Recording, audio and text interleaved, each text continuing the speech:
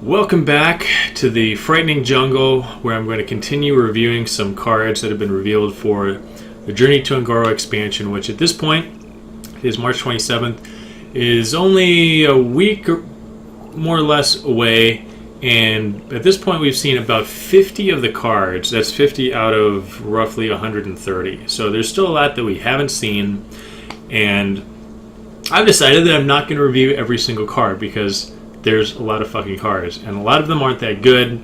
Although I would say that from what we've seen so far, it seems to be a lot more of the flashy cards. We've seen most of the quest cards for the 7 classes by now, and a lot of the legendaries. So maybe the big card dump that they're going to reveal on this Friday, what is that, April 1st or something? This Friday, probably will contain a lot of the more boring cards. So I'm just going to run through 10 more here that I picked out that they're not all going to be good, I would say almost certainly, but just some that caught my eye. And thanks again to Hearthpone for having all the cards posted here and for having my face over your ad. Perfecto. There we go. Alright, so Molten Blade is a rare warrior weapon. Well, 1 mana, 1/1 weapon, except probably no way to actually play it as a 1 mana, 1/1 weapon because the text is, each turn this is in your hand, transform it into a new weapon. I don't think that's good because there are a lot of bad weapons in Hearthstone. So it makes me think that it could be any class's weapon, right? Not just warrior weapons, because, you know, like, well, Blingtron was a neutral minion, but what's the warrior legendary from Malkarok, right? Malkarok is equip a random weapon. I never owned Malkarok, so I don't know for sure, but I think it can give you any weapon, not just warrior weapons, right? Maybe that's a good question about Molten Blade, but I still think that there are enough bad weapons in the game that you are probably not going to use Molten Blade. But one perhaps notable use is that, so in Arena, the recent big patch increased the amount of spells compared to minions by a decent amount. And before that patch was released, a lot of people said, oh, well, you know, they'll probably increase weapons too, so that Warrior in particular and some of the other weapon classes will have the bonus to kind of keep pace with the classes that get a lot of power from spells, and that did not happen. The choice rate in Arena for weapons stayed the same. So Molten Blade, I don't think it would necessarily be good because, again, it can possibly turn into weapons that aren't too good. But if you're choosing it against some other not too good cards, I can see just saying, well, I'll take a Molten Blade and, you know, I'll just hang on to it in my hand, and, you know, maybe I can wait until late in the game and it turns into a Gorehowl. And if you suddenly have a Gorehowl in your Arena game, that can be a game-changing card. So, Molten Blade, probably not good, but expect to see Arena opponents suddenly pull out Gorehowls and crazy stuff. Next we've got a Priest Rare, which is the Miragecaller, a 3 mana 2/3, with the battle cry that choose a friendly minion and summon a 1/1 copy of it. So it's a little bit similar to the Priest Legendary from Whispers of the Old Gods, another legendary I never had, which was the, starts with a Najir or something like that, right? That was a battle cry, create 1/1 copies of all your minions in play. It was a 5 mana 5/5 or 6 mana 5/5, and never really saw play. But Miragecaller just is a 3 mana 2/3 copying one friendly minion. Seems like that could be good as part of the Priest quest, which of course is to play Death Rattle minions. So Miragecaller isn't limited, it doesn't have to target a Death Rattle minion, but that's probably what you'd want to do. You know, you have your new 1-drop, which is a 1 mana elemental with a Death Rattle, get a card from your opponent's deck.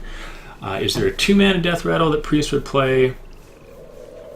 I can't think of any neutral ones, so maybe that is something that hasn't been revealed yet. a 2-mana Death Rattle for Priest.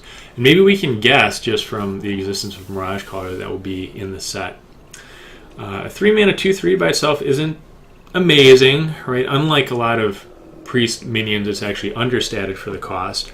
But you're copying a powerful Death Rattle effect, hopefully, or just a powerful effect. So Miragecaller is like just standalone. I'm not going to look at this and say, oh, it looks awesome, but I expect and infer from the ability and from some of the other the quest cards, some of the other cards that we've seen for the class in Un'Goro, that this design-wise has a spot. So seems pretty good. It's one of the, what are those guys called? Tol'vir characters that, according to the Hearthstone lore, they wandered a group of them into Un'Goro, which is a nearby zone, and I don't think those guys were ever in Un'Goro in World of Warcraft, but it doesn't matter. Does not matter. So dinosaurs have definitely always been an Un'Goro creator, and here is another dinosaur, another beast, the 7-mana Volcanosaur, which is a 5/6 Battlecry Adapt, which by now I'm sure you know is like discover one of, well, there are 10 potential buffs, and each time you adapt, you have a choice to choose one out of 3, and those are like Divine Shield, or plus attack, or plus health, or what else?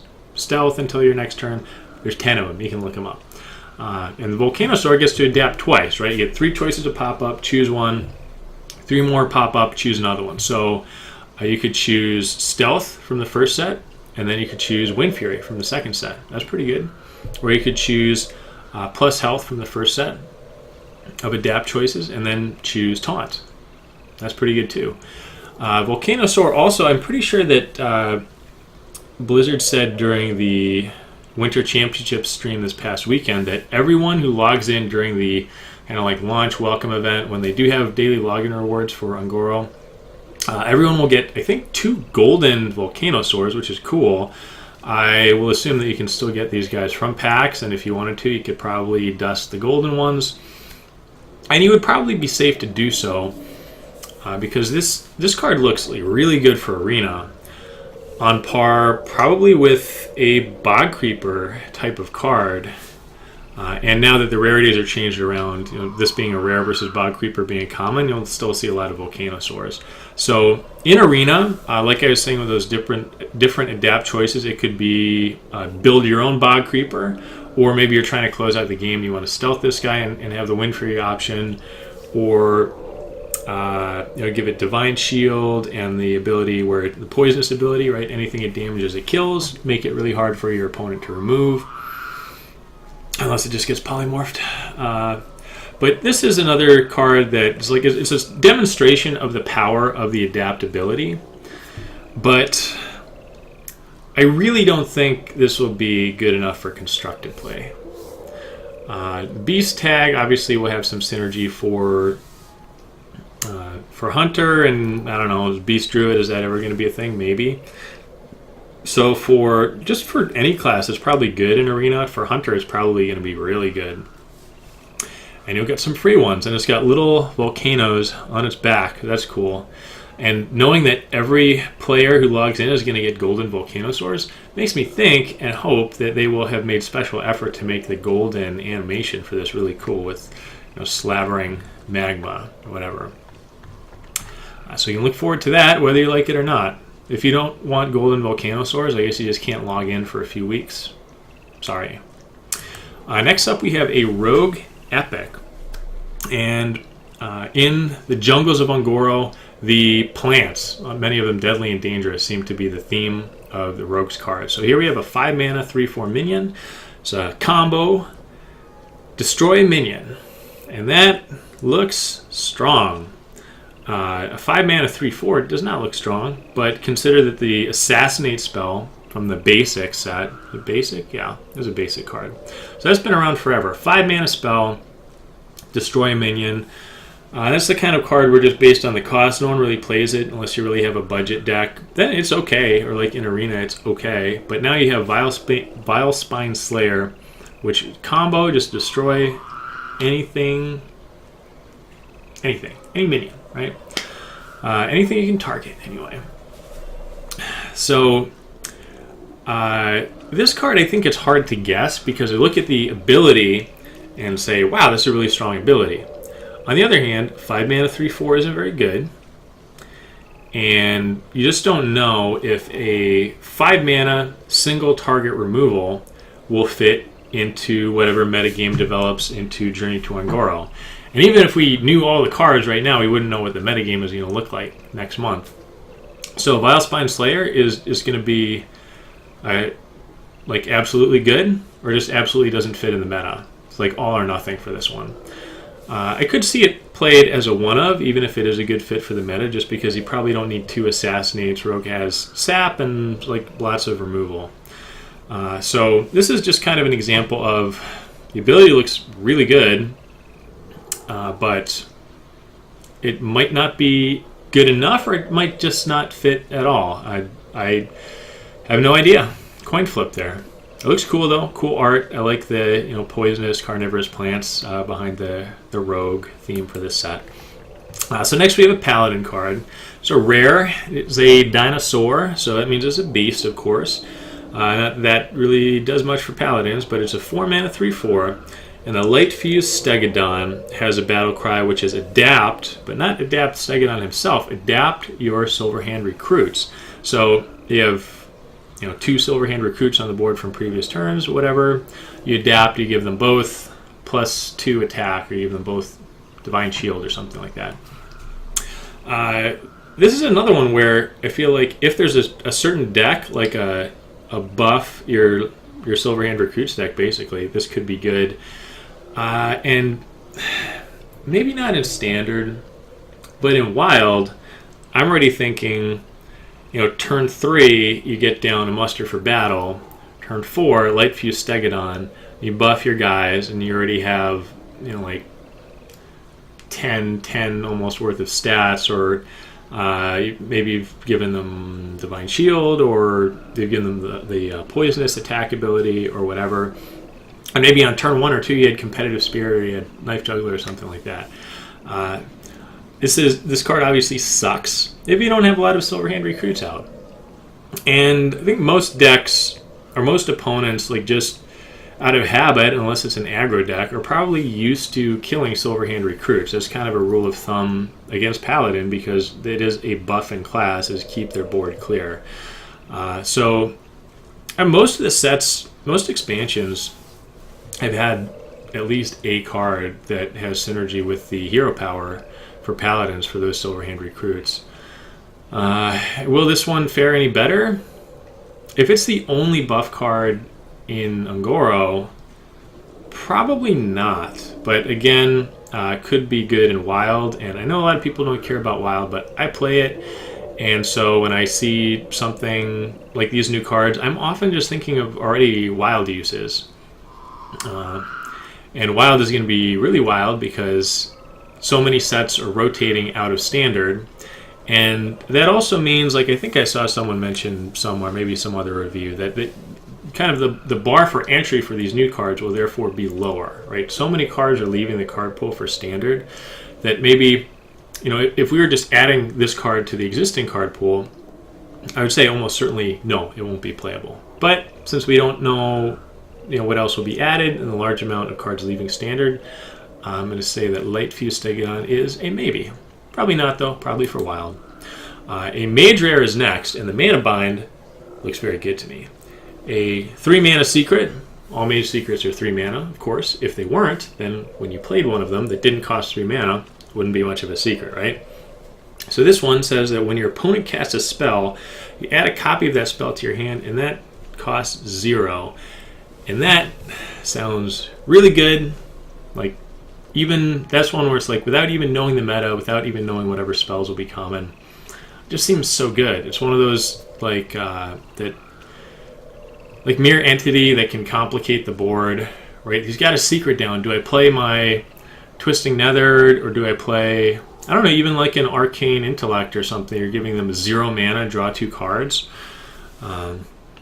Spells are super powerful in this game for the most part. So I mean, like in Arena, in any format, I just see this being really good. I don't know if it really works with the Archaeologist we saw, which is was it a 2-mana 2/3 that lets you draw a secret from your deck. Like, I don't know, you draw Mana Bind in the early game, and you could play it depending who you're against. Like, what are you hoping to get? Arcane Intellect, okay, but other spells that are being played on early in the game, yeah, I don't know, maybe you get a swipe or something, but it's more likely that you would want a time when you deploy this, like they're going to try and drop AoE or just some big expensive spell that you'd love to have for the low cost of 0 mana.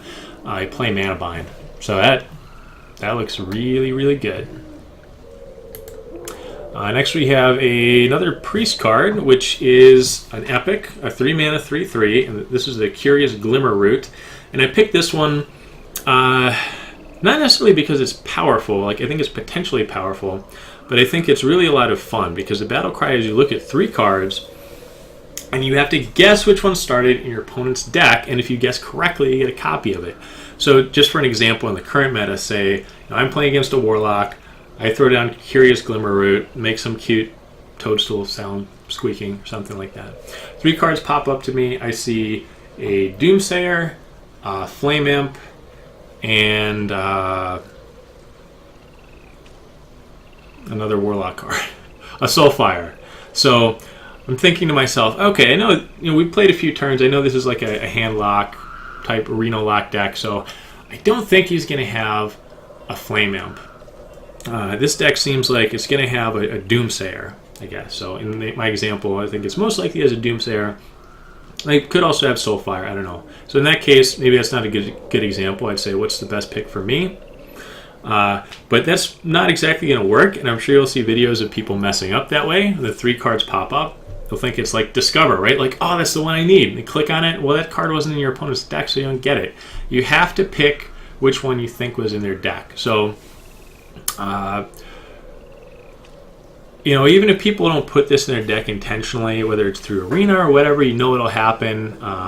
Arena, it should be really fun because it will be much more difficult to guess what's in an opponent's deck, and in that case, you might just say, well, what's the best card? Because I don't know what's in their deck, so I'm just going to hope it's the best one and pick that. 3-mana 3/3 is like, yeah, whatever. Basic, like 3-mana 3/3 with a chance to draw a card from your opponent's deck. This one is like, yeah, I don't think it's good, but I think it is really fun. And another example, kind of like the new Elise card that shovels a pack into your deck, like something really awesome that they can do with Hearthstone as a digital card game to create these memorable and wacky situations that we know that Blizzard and Team 5 are so fond of. So up next, we've got another 3-mana 3/3, but this one is a neutral. Another Ooze. We just had another Ooze from Gadgetzan. And now we get the Gluttonous Ooze with the battle cry, destroy your opponent's weapon and gain armor equal to its attack. So in conjunction with the Golakka Crawler, which the battle cry is kill a pirate to buff itself, Gluttonous Ooze is another mile-high middle finger to Pirate Warrior in particular, and probably any other deck if one were to arise in the meta that was very aggressive using weapon-based damage to kill you, which has been Warrior pretty much for the last year and Shaman. But then if Hunter ever rises, if we ever go back to any kind of like Face Hunter thing, like I would have loved to have Gluttonous Ooze against Face Hunter. Destroy your Hunter's, what is it, Eagle Horn Bow and gain 3 armor. And he gets Face Hunter, it's not like 3 armor is that much, but this is not only destroy a weapon, but gain a buff from it. So the 3-mana 3/3 is obviously not as good as a 2-mana 3/2 in Acidic Swamp Ooze, but you do gain the armor. Right? Say I throw down Gluttonous Ooze and it eats an Arcanite Reaper and gains 5 armor. Like, wow, that's really good. So the potential is there. I feel like all of these cards that are focused to just screw over Pirate Warrior being introduced at the same time will really put a damper on people playing it. Like, maybe people will try playing it a little bit, but then there's going to be all these other people who are gleefully playing the Gluttonous Ooze and the Golakka Crawler, and just like, I'm sick of Pirate Warrior, we're going to play it until it's friggin' extinct, and Gluttonous Ooze will help you do that. But if those kind of decks are not not only in the meta, but a fairly dominant chunk, like Warrior and Shaman have been, and more so Warrior recently, then like you're not going to play Gluttonous Ooze at all. So also I like that it's a 3/3, but based on the art, it's big enough to swallow like tyrannosaurs, and it's taller than trees, but it's just a 3/3. Yeah, more ooze, more fun. Not the best card in this set, but we'll move on to the Hydrologist. 2 mana, 2/2 for Paladin, a common. And it looks like she is one of the scouts, probably, from Elisa's group there. She's dressed up like a scout. And she has a battle cry of Discover a Secret, and obviously is a Murloc. I don't think we've seen a new Paladin secret for this set yet, but you can think of the current secrets. Obviously stuff like Avenge has already gone to Wild, but you can get Get Down. What's it? I'm so used to just hearing the Get Down. Sacrificial, I don't remember. The 2/1 that comes out and blocks an attack. Or Getaway Kodo, which is, I think, a pretty good secret from Gadgetzan that hasn't been played that much. And it's a Murloc, so there's a lot of Murlocs, a lot of new Murloc cards that have been released recently. And could this fit into a deck that kind of uses both Secret Synergy as well as Murloc Synergy? Yeah, I think so. 2 mana, 2/2 with drawing a secret. I mean, it's not... Drawing a secret, especially a Paladin secret, is not as good as drawing a card. In Arena, I think this will also be quite good. With the last set, we were a little bit short on 2-drops for most classes in Arena. 2 mana, 2/2, Discover a Secret. Is, again, pretty good. And this artist, I'll just say, I don't remember the name. Oh, it's too bad. I know that he's actually on Tumblr, so I would give him a shout out if I could remember his name, but I can't, and I don't want to guess the wrong one, even though I'm pretty sure I know it. But he's done a lot of art of the small races of Azeroth for whatever reason, like a ton of gnomes, and this time was a Murloc, and it's like cuter than most Murlocs. Probably has a really cute Murloc vocal line, right, for everything, attack and on play. So the 10th card from this review set that I'm going to go through is a legendary. It was just revealed today. It's the Warrior Legendary. We have not seen the Warrior class quest yet as of this recording, but we do now know at least the legendary minion, which is King Mosh, a 9 mana, 9/7. The battle cry, destroy all damaged minions, and that is one hell of a powerful battle cry. And you know, Warrior is good at doing anything. It's good at damaging minions. With they don't have a lot of big board sweepers, right? They don't have a flame strike or anything like that. They do have Sleep with the Fishes, but that only damages minions that are already damaged. They're good at doing like 1 damage, right? You do a Whirlwind, you do a Ravaging Ghoul.